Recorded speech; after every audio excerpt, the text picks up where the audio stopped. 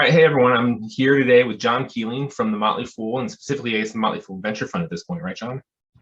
Yeah, I have a dual role. I still head up business development for the core business as well as being a venture partner with the venture fund. Okay, awesome. Well, I think everybody knows the Motley Fool at this point. I mean, you've got the best brand, I feel like, in the financial publishing space for sure over the years. I remember in the '90s seeing like the Gardner Brothers up on like Good Morning America with the jester hat and stuff, and so like it's probably the only brand that in the industry that kind of was mainstream from pretty much the beginning. Yeah, I mean, I think the origin of the Motley Fool was as at a particular inflection point for online businesses and brands, and the Fool started out more of a media business. So everything was ad supported. The focus was really on building that audience online, which is different from a lot of publishers in this category. And so we built that brand, as you referenced, and thank you for the kind words, but then only kind of as the market matured and we needed to find a business model did we, pivot to subscription membership. And so I think we really benefited from, being born at the time we were and having, that VC capital, frankly, to build the brand and then pivot to a more sustainable commercial model with subscription. Yeah, well, that's because you guys started didn't it start in like the AOL chat rooms? Yeah, so the origin story is David and Tom Gardner were starting their own investing newsletter business. And to go back even further, David out of college went to work for Louis Rukeyser. Okay. And I know, hopefully a lot of people listening know who Louis Rukeyser is. If you do, then it dates you a little bit. But and David was like literally in kind of the mailroom, and Rukeyser would get all this great mail, and David was like, this is wonderful stuff. How do I respond to it? And they're like, what do you mean respond to it? We don't respond to it. And so that led him to say, well, I want to start my own investing community, and I want it to be about community first. And so they launched their own newsletter. Their cousin's wedding registry, I believe, was their first marketing database. And they were doing research in real time in the AOL chat rooms, to your point, because that was getting back to the point in time when we were born. There was this wonderful opportunity to research collaboratively. We were all about community. And so they found a community of individual investors doing research in the AOL chat rooms. And AOL noticed that Tom and David were developing this big following. And AOL had an incubator called the Greenhouse. And so they invited Tom and Dave to essentially start a company in the Greenhouse, because at that time, as you may remember, AOL was a time spent online model. So right. Anywhere they saw, someone or something driving time spent online, they wanted to invest in it. So David and Tom were, getting this following. They were spending hours online, and that drove more money for AOL since they weren't a flat subscription fee. So AOL invested. That sort of launched the company. It kind of had, the initial birth was inside of AOL, as you said. Tom and David helped build the original AOL finance channel. And then eventually, the company parted ways. AOL, as some incubators do, was looking to invest and increase their ownership. Tom and David didn't want to do that, so they sort of went their separate ways and launched Fool.com. Nice. Yeah, it was a great time in the industry for you guys, because the rest of the business in the newsletter space was in direct mail. It was just direct mail in the '90s. Right. For those who don't know, Lou Rukeyser was kind of a financial TV celebrity at that point. I remember Clayton Makepeace, who I mentored under when I was younger as a copywriter. He always had this story about Lou Rukeyser and Jim Rutz, who was a great copywriter, and he's like, you can never predict Jim Rutz, and he's like, he had this magalog called A New Coup for Lou, and it just kicked everybody's butt. And it's like the power of celebrity, and Rutz's copy was just kind of unbeatable. But that's so, like, fast forward, like, because I've always said that the Fool at this date, at this point in time, right? We're 2022. I don't know that I would characterize the Motley Fool as a financial publisher, or I would rather say financial publishing is now one of the things you guys do, but you actually have, you've leveraged that very mainstream brand, which I think 5 years ago, a lot of people in the industry probably didn't respect very well, because it was all about like, what's the most top level number you can put up on a launch and things like that.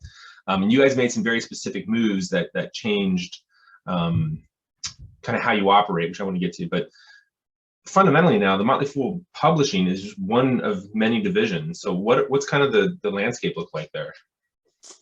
Yeah, so in our operating business, we have publishing, and that still is where we make the majority of our revenue, that subscription membership business.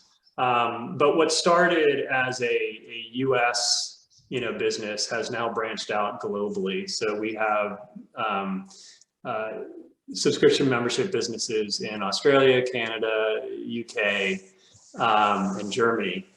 And then we've also, branched out into ancillary businesses in, registered investment advisor category. So we have a funds business, our asset management business, where we have mutual funds and ETFs.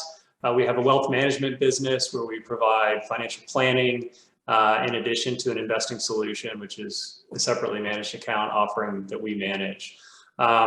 In the broader consumer finance space, we have a brand called The Ascent, which is all about consumer finance product ratings and reviews, and then we have an affiliate relationship, so a nerd wallet, Bankrate type of business. And so essentially, we're still focused on kind of the broad theme of helping individuals achieve financial freedom.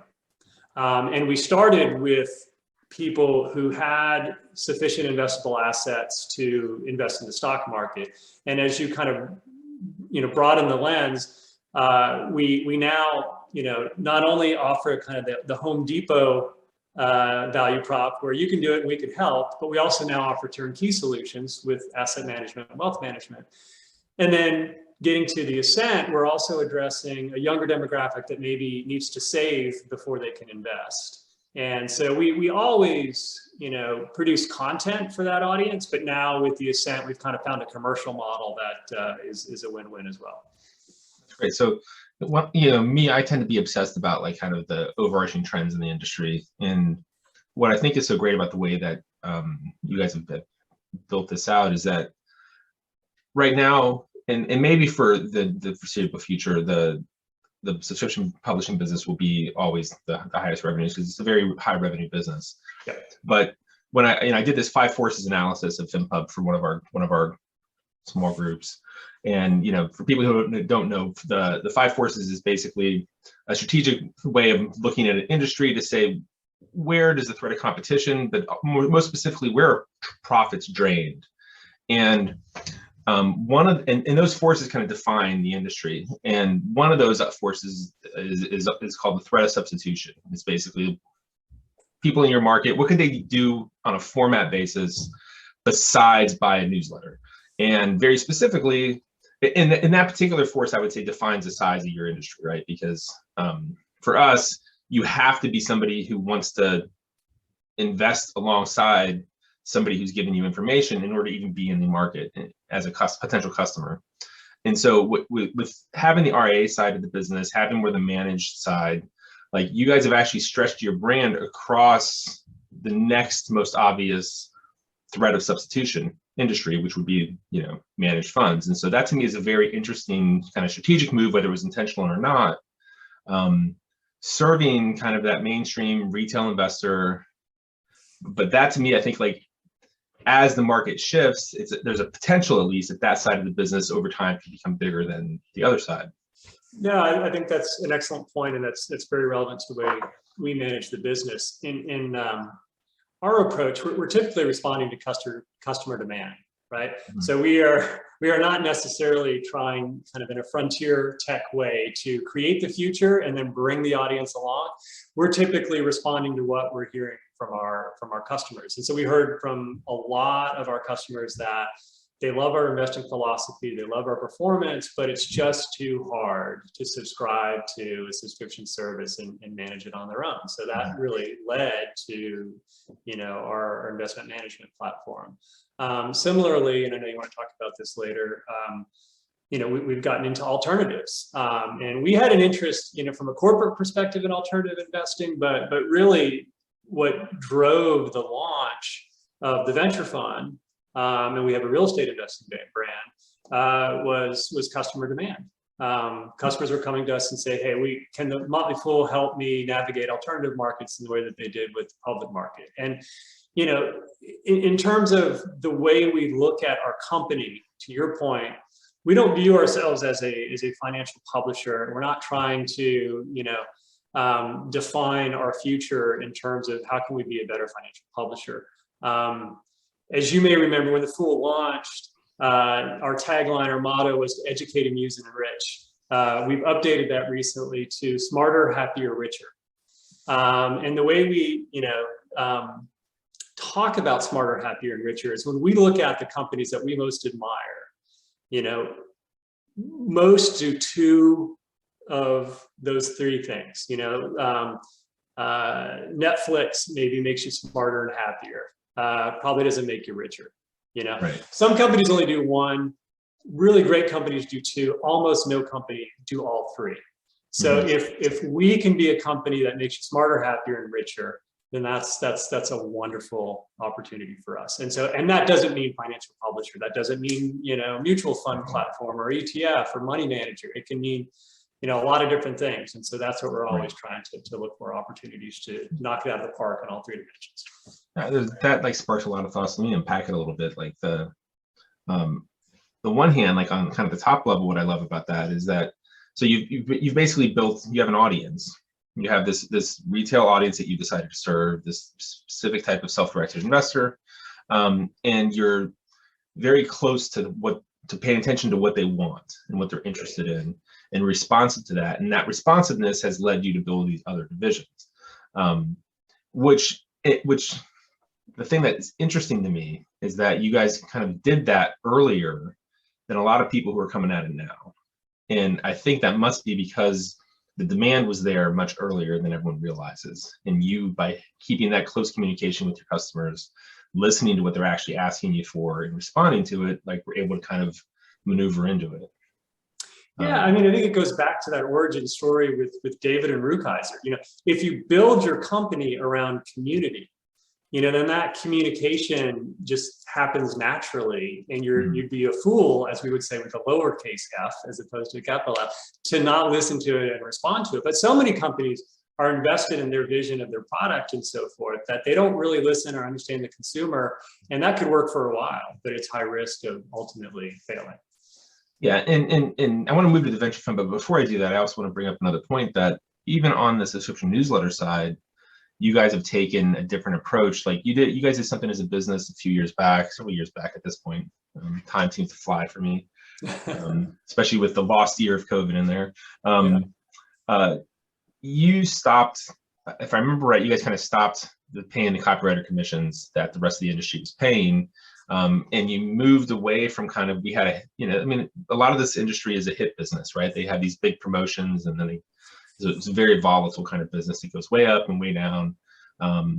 And also in that 5 forces analysis, like the number one extra industry risk is aggressive copy, right? Because the aggressive copy is the thing that got people banned from Google and Facebook and ad platforms.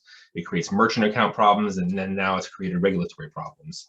And so you made that one decision as a company to not kind of go after and pursue the aggressive copy model, which again, at the time was one of those things where lots of people were like, what are they doing? Like, that's crazy. But in retrospect now, it seems like a pretty prescient move for you guys. So like, and it speaks to, I think, that how you guys do approach the business fundamentally different than most other people in the space. Yeah, it's our foolish approach to the business. But there were so many reasons that we made that decision, certainly related to the challenge of aggressive copy. Although that's sort of endemic to the industry, because everyone in this industry acknowledges that nobody wakes up in the morning saying, hey, I need to buy an investing newsletter. Right. So these are products that are sold. And so how can you align your marketing copy with your investing philosophy? And we struggle with that just like everybody else. Mm-hmm. But it's a lifetime project to sort of find that alignment and golden mean. And we felt like that was a tactic to try to eliminate more aggressive approaches to copy. And then also when you look at a company's culture, if you have one set of resources who are being compensated in that way and everyone else isn't, then that creates friction and challenges in the company as well. So we kind of, we want to democratize investing, and we wanted to democratize the culture in the company as well. And so it was a difficult decision. As you said, we got some blowback internally as well, but I think we're happy that we did it. Yeah, and I do like being somebody that lives in the local area with your headquarters. You guys seem to always be ranked in the top places to work in the DC area. So the kind of company culture is definitely one that's really well respected, it seems like. Yeah, I mean, culture trumps strategy. We definitely believe that. Right. And if you invest in your people and you're not, a top-down organization, and you invest in your stars, good things will happen. So. Yeah. So let's move on to the venture fund, because it's a really interesting thing to me. So you guys launched, and I think you launched with like what you raised 150? Was that Raised 150 million, yeah, in 2018. Yeah. And so walk me through. I mean, you said that the people were your customers were interested in this market. So when you launched, like, what was kind of your strategy with that? Like, what were you going to do with that? And what did you invest in? And what's the kind of overarching plan there with the venture fund? Yeah, it's nice to maybe in hindsight try to communicate an overarching plan.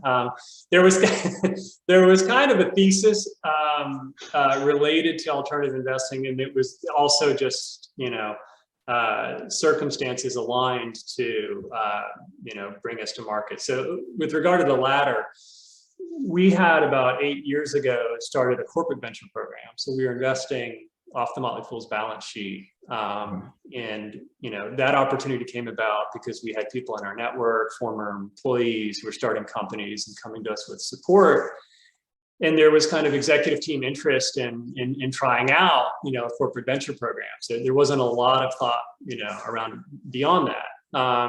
And I was a part of that team. But around the time we started it, we were getting this consumer feedback about interest in alternative investing, particularly real estate and private company. So we decided to respond to that demand by launching these services. So we have a real estate investing brand. We launched the venture fund. But there was a thesis. Even though it wasn't necessarily the driving force for the corporate venture program, we had all witnessed this dramatic change in public and private markets. So, and I know this data, but it's one, there are fewer public companies today than there were in the mid-90s.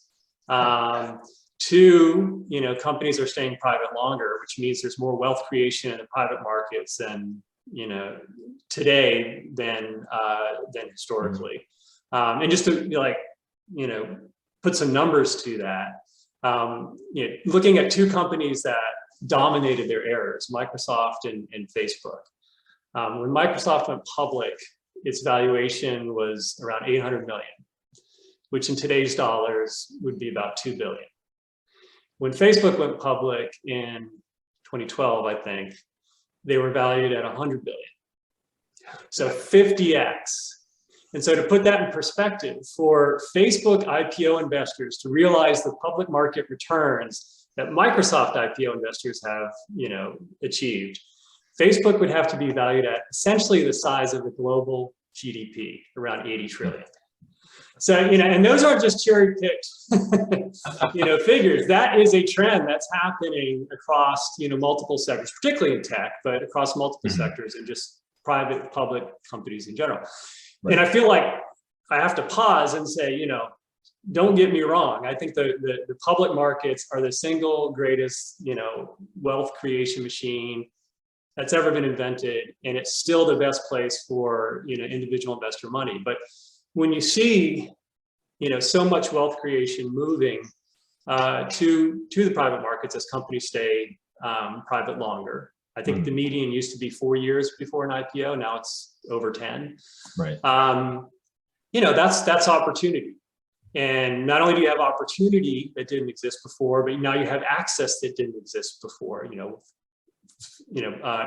Retail investor brands like the Fool offering, with all the platforms out there for private company investing. So I think you have opportunity and access, and it just makes sense for people to consider this who maybe wouldn't have before, because they didn't have the access, and the opportunity wasn't as compelling perhaps as it is today.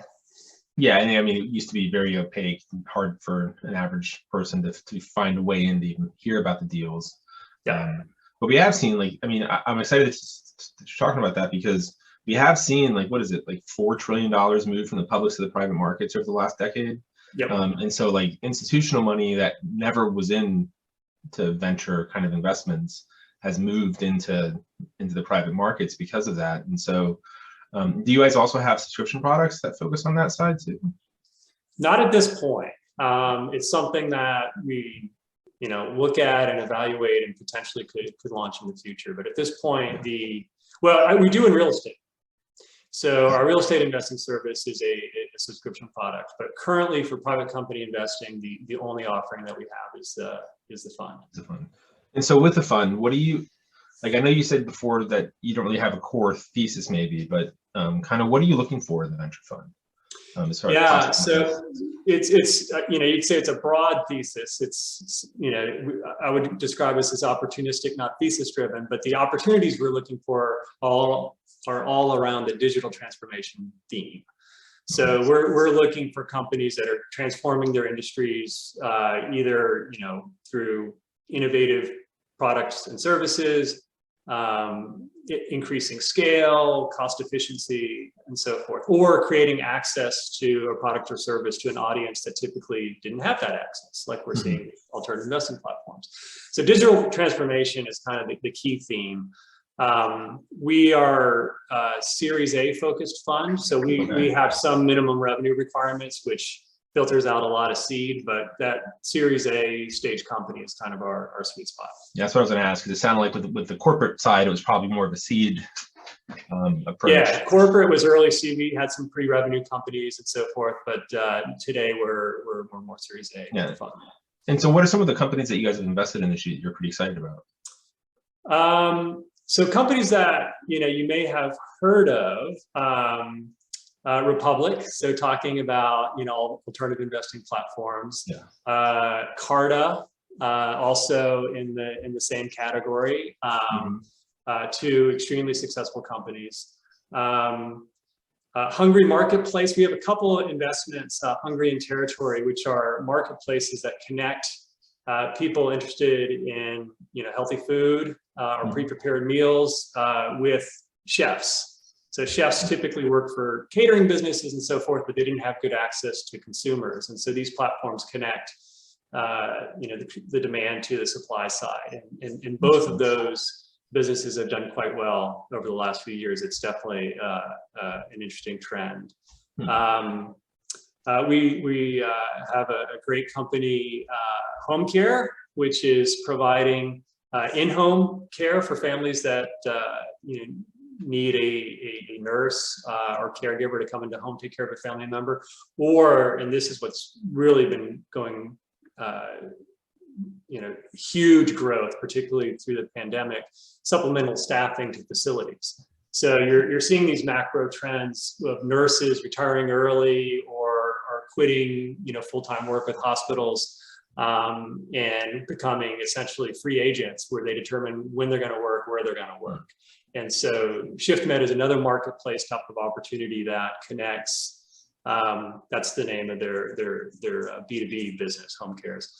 Their ShiftMed platform connects that supply of nurses to facilities that need supplemental staffing. Wow, that's a gig economy for nurses. And then one of probably our most successful company to date is Isuzu, which provides renters with the ability to build a credit history from making rental payments. So it's a really innovative idea. Again, it's that theme of creating access to something to an audience that typically didn't have access. Right. So they may not have credit history, the ability to get credit and develop that rating. So why not do it through your rental payments? And so landlords win, because if somebody's motivated to build their credit history, they're going to be a more reliable payer. And obviously their renters win by building up this history that can lead to more credit access. So they've done quite well. They just did another round led by SoftBank's Vision Fund too. So that as you might imagine, drove a significant bump in valuation. So yeah, that sounds awesome. That sounds great. So now you guys are raising another fund, right? We are. So we're raising fund 2. Our target is 300 million. We should, launch that fund towards the end of the year. So the bulk of the year will be in fundraising mode. Yeah.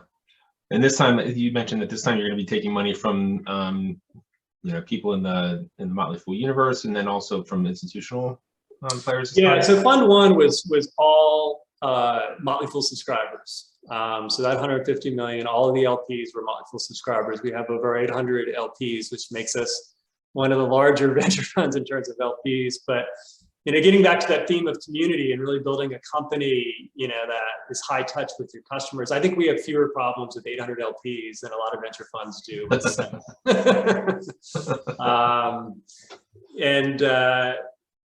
So this fund will be Motley Fool subscribers, but we are also going to raise money from institutions as well. So yeah, nice. And then are you going to keep that kind of that same kind of broad thesis of digital transformation for this fund? We are. It's going to be very similar in terms of its strategy as Fund 1. We'll invest in some later stage. So whereas we are late seed, Series A focused by and large with this fund, we'll be Series A, maybe early Series B focused with this new fund. Yeah. Nice. And so as that kind of community approach, then how does that community work in the fund then? Yeah, I mean, one of the things that we were super excited about and remain super excited about in terms of having that many LPs is essentially creating an LP community that could help us source deals and that could help us support companies. So we know a lot of our LPs are entrepreneurs. They started companies, taken them public through mergers and acquisitions. And we want to benefit, from that expertise in terms of how we find companies and how we support them. So we put a lot of work into developing that community, engaging those who raise their hand and want to get involved. There's a fair amount of people who they don't want to get involved. Right. They want to be passive. They want to read about the companies, but they don't really want to be active. But for those that do, we want to bring them into the fold. So that's an ongoing project, but it's a great opportunity, and I hope over time a real competitive advantage too. Yeah. No, it sounds like it. I mean, that's, I was talking to a friend the other day, and even like big fund like Anderson Horowitz, I remember in their early days, they focused on finding entrepreneurs and founders to invest, because they're like, one, the founders understand problems that founders have. They bring additional network expertise. They can, kind of step up. And so that makes perfect sense to me. And sounds like a really great way for, when I think about product models, even like there's different ways of thinking about product model, but one of them is that the more proximity they have to the activity and to the gurus or the people involved, the more kind of specialized and higher price it is. And it's interesting to me that you kind of have that with this community feel. Then like people can actually move closer and closer to the Motley Fool, to where they're actually participating now in the fund in an active way as a limited partner, not just passively reading about it, but if they choose, they can actually help source deals. And that sounds amazing. And just tremendous sort of diversity of experiences. I mean, if you look at, venture funds, a few decades ago, I would imagine it's a much more homogeneous group, maybe a group of individuals who came out of a company who now wanted to, be VCs. And they know that industry really well, but they may not be adaptable more broadly. or coming out of investment banking and so forth. Whereas you look at Andreessen Horowitz, for example, they just brought, people who were founders or just early, leaders in some of the greatest companies that have come out of Silicon Valley. I worked for Netscape, and so it was like the Netscape mafia at Andreessen Horowitz in the early days. There were so many people that I knew, that I respected and admired when I worked there, who were part of that group. Yeah, that's amazing.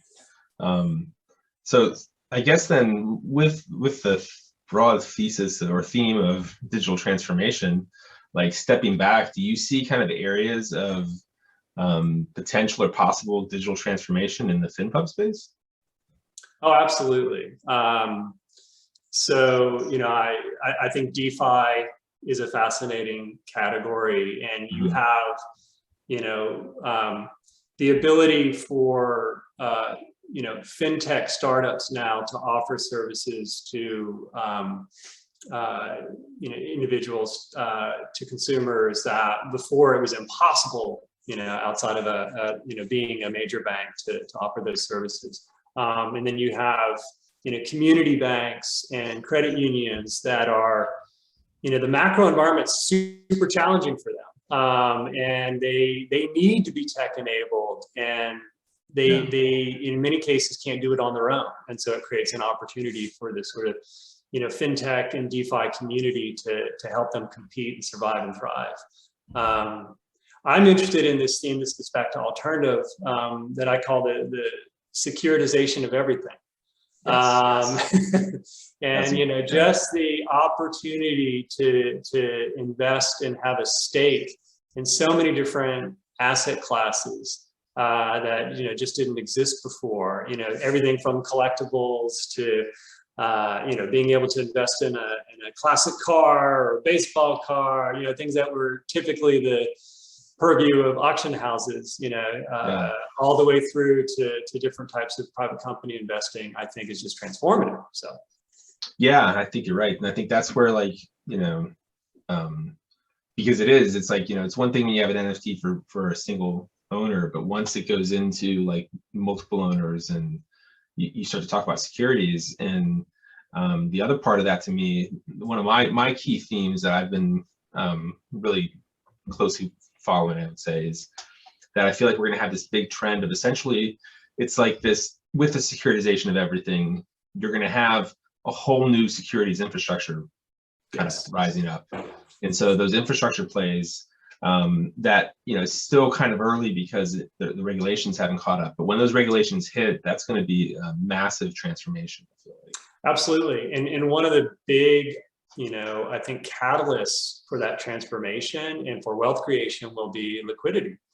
The biggest problem with alternative investing and with investing in a fund like ours is your money's locked up for 10 years. You might get distributions during that period, but by and large, when you're investing, you ought to think, this is money that I'm gonna not touch for 10 years. And so I don't think that will be true 10 years from now.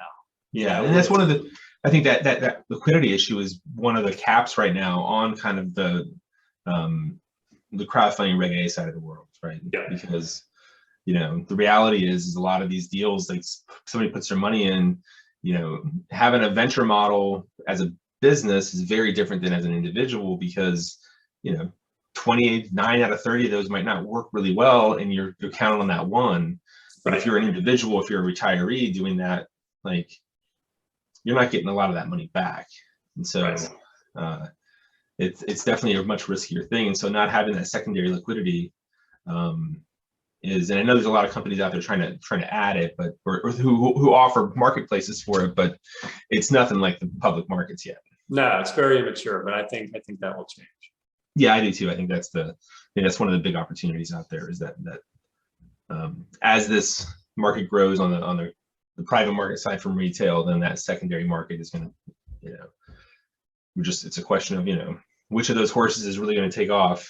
Yeah, I mean, it gets back to, what I was saying before about access and opportunity. I mean, if you go back to when the Fool was founded in the early 90s, 1993, people were accessing information from the public markets, typically via newspaper, looking at yesterday's prices. If they wanted to invest, they were investing through, a broker typically over the phone and paying commissions anywhere from like $20 to $100. Yeah. All this friction and inefficiency and expense. I mean, that looks a lot like private company investing today, where there's a lot of opacity. Mm-hmm. Access to information is challenging. There's a lot of frictional costs. There isn't liquidity, Right. and, I think you're going to see, the way the public markets transformed with the internet, you're going to see, similar transformation with private. There'll always be differences. Obviously, Yeah. right now, from a regulatory perspective, transparency is nowhere close to public companies, and I don't think they're not going to be on par, but I think there'll be increased transparency, more efficiency, more access. Yeah, I think you're right. And I think that all the issues around that kind of transformation presents a series of really interesting opportunities for people in the digital financial media and publishing space, because once some of these aggregate a large audience of investors, like they do, by virtue of how they build those lists and what they focus on, they do drive liquidity in different things.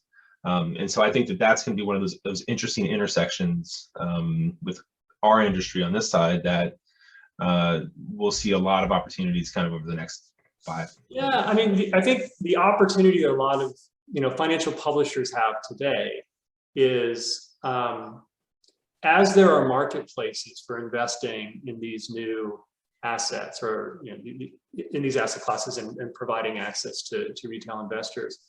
Retail investors will need what they've always needed with public markets, which is a trusted guide. The biggest challenge that the marketplaces have themselves is people come and they don't they don't trust their own judgment, with good reason.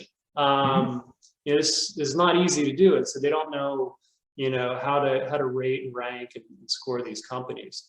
And I always use the example of real estate. You go to these real estate platforms, and where does the money flow? It flows to the investment opportunities that have the prettiest pictures and the highest IRR, which is not the way that you should invest. And so I think if you're a financial publisher and you've been a trusted voice helping people allocate capital to the public markets, that's a huge opportunity for you in these new markets as they develop. Yeah, I agree. Well, I can keep talking to you about this forever, John.